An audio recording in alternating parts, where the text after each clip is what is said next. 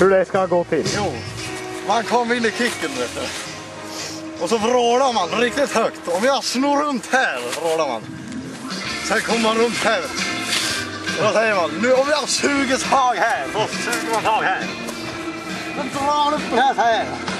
Samtidigt man lägger upp den här.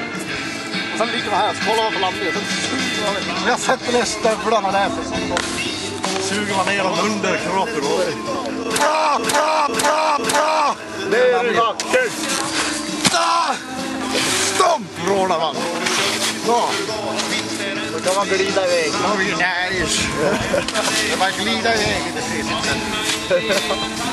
Jag demonstrerar. Ja.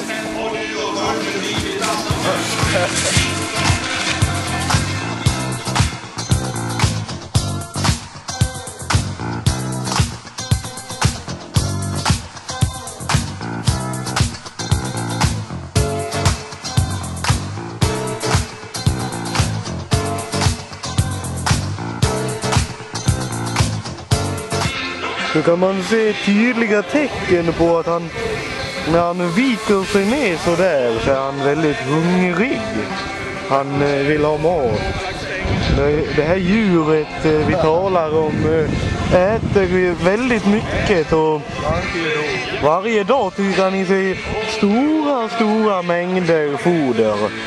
Ja, alltså torrfoder, inte som katter, men torr mat. Och han kan äta väldigt mycket och det tar icke lång tid innan magen är tom, om man säger så. Då vill han gärna fylla på med ny mat. Man ser han börjar bli otålig och vill inte vara kvar här någon mer. Han vill till McDonalds i Mora och äta. Och där försvann han. Jag tror, nu är han nog på väg till Mora och ska äta.